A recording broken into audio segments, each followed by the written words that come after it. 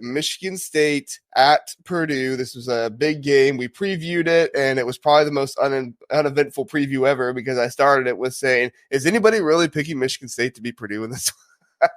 And basically the entire game, I had no doubt. There were a few times when Michigan State brought it close. Things were looking up. Tyson Walker hit that buzzer beater at halftime, and I know there were some fans that were getting a little itchy, but for me, somebody who was watching it as I was kind of falling asleep because I was really tired Saturday night, I did not really fear for Purdue at all in this one. I felt like Purdue has this covered. It's fine. Michigan State might scare them a little bit, but they've got it. Russ, what were your thoughts on the game?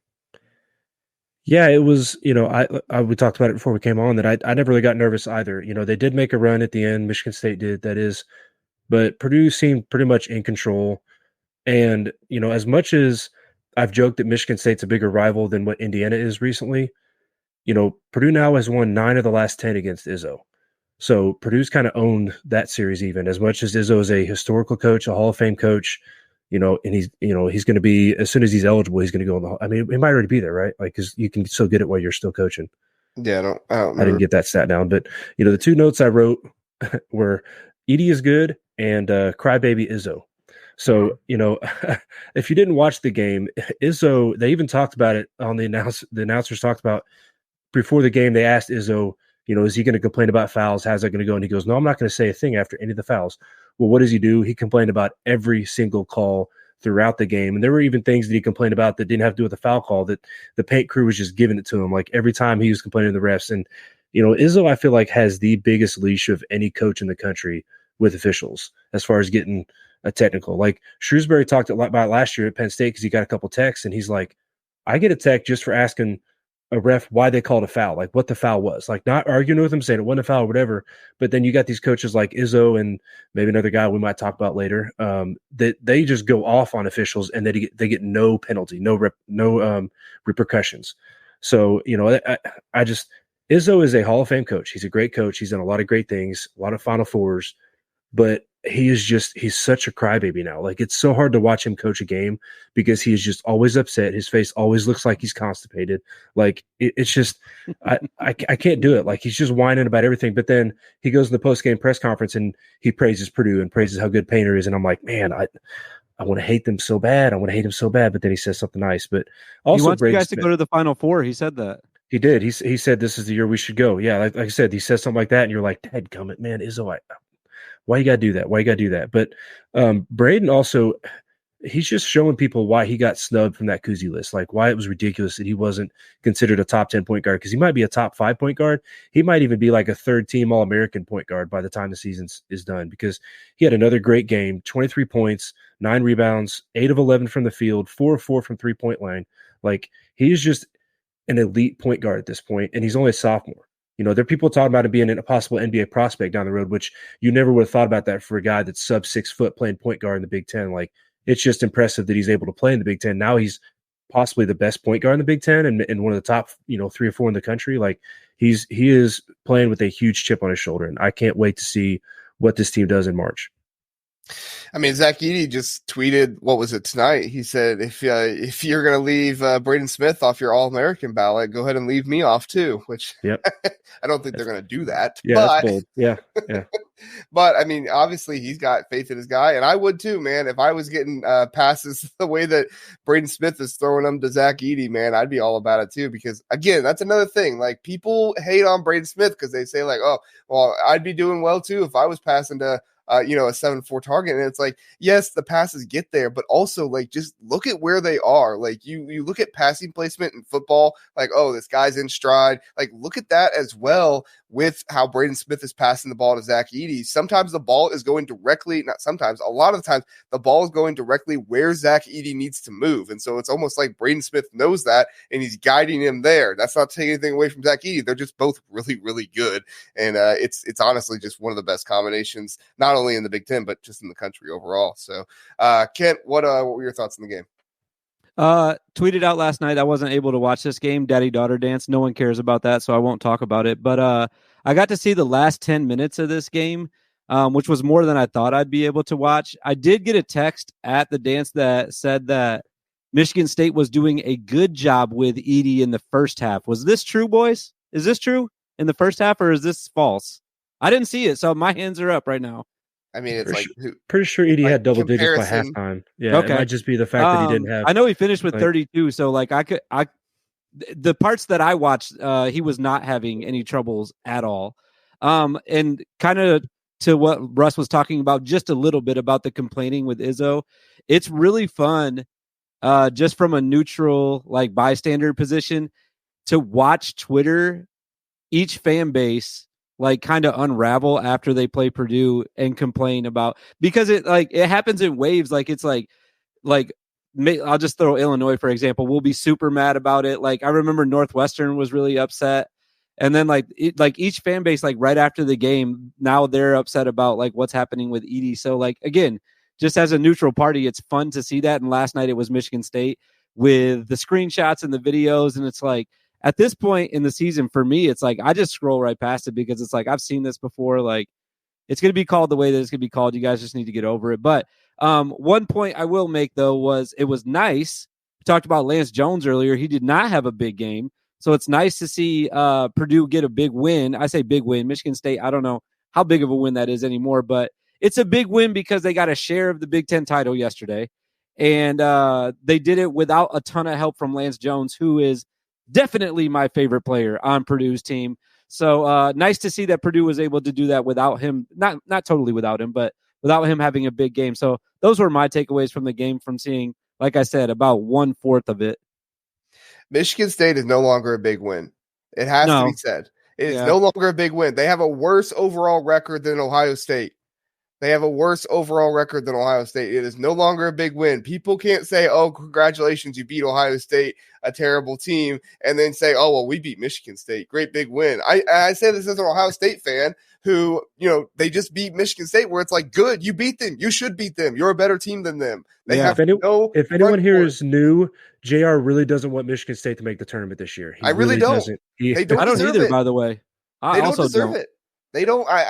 And I'm not trying to be that hater or whatever. Like Tom Izzo and the streak and all that stuff. I'm purely looking at like who has played the best game so far this year, and it's not been Michigan State. Yes, they played a hard schedule, but Matty Sissoko is not the answer at center. Carson Cooper, very good defender. I think he does a very good job there. He might need to be starting over Matty Sissoko, but it has been Tom Izzo's biggest mistake all season that he's not been starting Xavier Booker. He adds an element to this team with spreading out the floor, and he's not the best rebounder in the world, but that takes time in game to be able to develop that. And if he was actually starting him throughout the season, that would be much better now than it really was before, or that it really is right now. So anyway, end rant, sorry, but like Michigan State, no longer a big win. Sorry. And I don't even consider it a big win for Ohio State. Yes, it's quad 1, so that looks nice on the paper, but thank you, numbers gods, for giving Michigan State big numbers so that way they can be quad 1. Anyway, all right, so here's the real question, all right, Russ, and we're going to kick this to you first.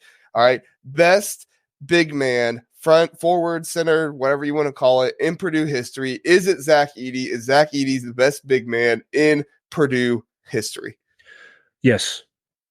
I think you're crazy if you say not, because he'll be back-to-back consensus, maybe even unanimous national player of the year now at this point. And for Purdue, I think he's like the 4th player to ever win any national player of the year award, and he'll be the only one to win it twice. So to me, he goes down as the most dominant and best player in Purdue history, period. I know, there's the Rick Mounts and the Glenn Robinsons, and I get that. But to me, Michael Jordan once said it's hard to compare different eras. The only thing you can compare is how dominant they were in their era. And I don't know if there's a player in an era that's been as dominant as what Zach Edey has been for Purdue the last 2 years.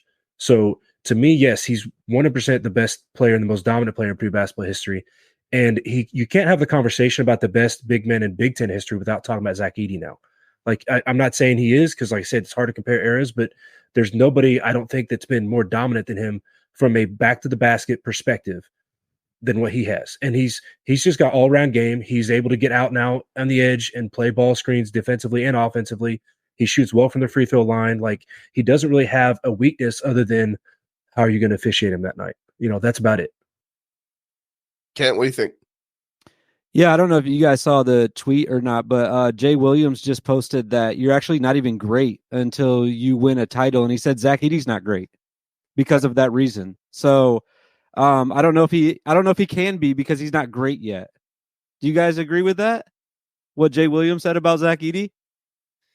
Well, I agree that women have to win a national championship. Oh, that was just for women? Really on the You are, couch tonight, dude, man. you are so in trouble tonight, man. I hope she's not watching this. Listen, You're about to take over the huddle for about a month or so. She never watches any episodes, so my wife is the least supportive person. I'm just kidding. Anyway, go ahead. Man, you are, dude, you're digging the wrong direction. I actually did do my homework on this a little bit because I don't know a ton about Purdue's history, but the two guys that I came up with that would even be in the same conversation. First of all, to answer your question, yes, he's the best big man at Purdue ever. But the other two guys that I would put in the conversation was one that Russ mentioned already, Glenn Robinson, obviously 30 points per game in a season. Like, he has to be mentioned. And he has the record still. I believe it's still going to be the record for most points in a season back in 93 and 94. And then the other guy who I've actually never heard of until tonight, which I'm glad. That's why I love doing stuff like this, because when I do research, I get to learn new things, is Joe Barry Carroll. Yeah. Great name. I think you have to say all three of his names because that's how it was listed on the roster. And I would mention him because he's number one. He's third all time in scoring.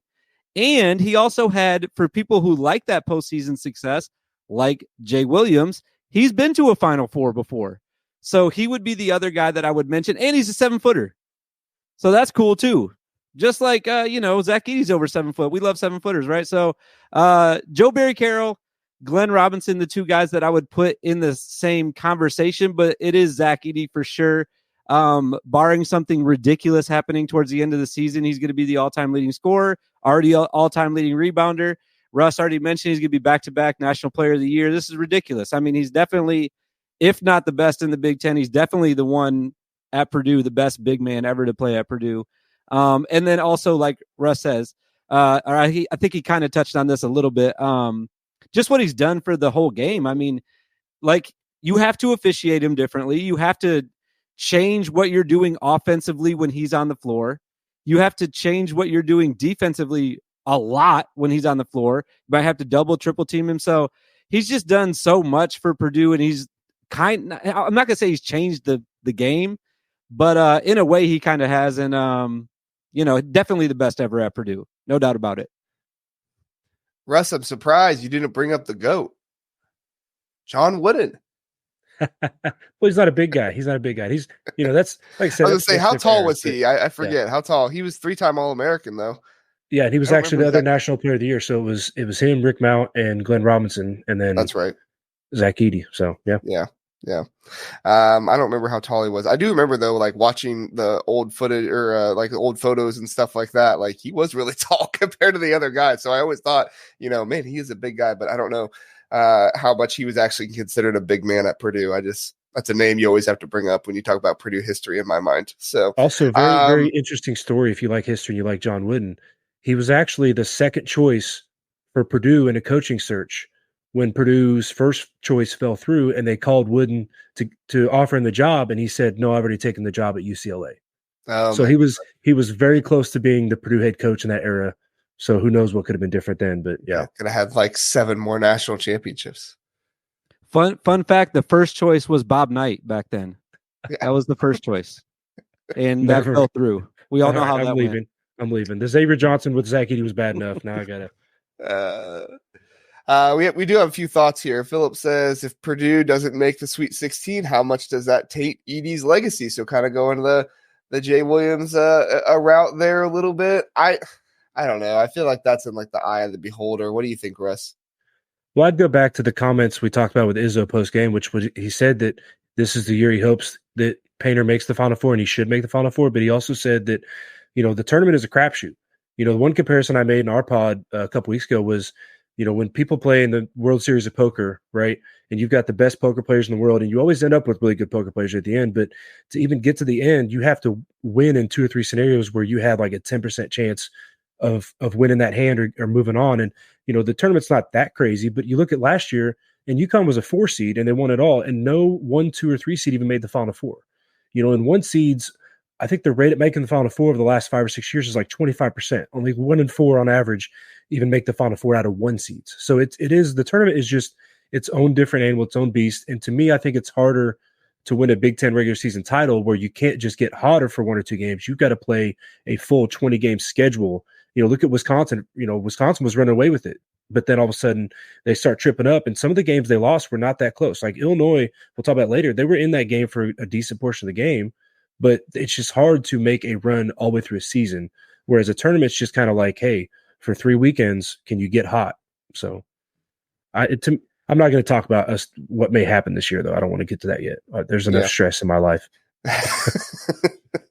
Oh, whoops. Sorry, not Jackson. Jackson, I do appreciate you, but I did not mean to bring up your comment. He said it. Tarek here. Sorry, I don't know how to pronounce your name. Says Tate's Painter in Purdue's legacy, not Edey's. He's not the one who built this team and this style of play. So that's another way to look at it there. Thanks for listening to the Big Ten Huddle. Please do like and subscribe. We appreciate that. If this was your first time listening, we are the Big Ten Huddle. We cover all things Big Ten football and basketball. We have a long episode every Sunday, Tuesday, and Wednesday night, all at 9 o'clock. So come in, check us out, get in the chat, let us know what you're thinking. We would love to have you join us and learn more about the Big Ten.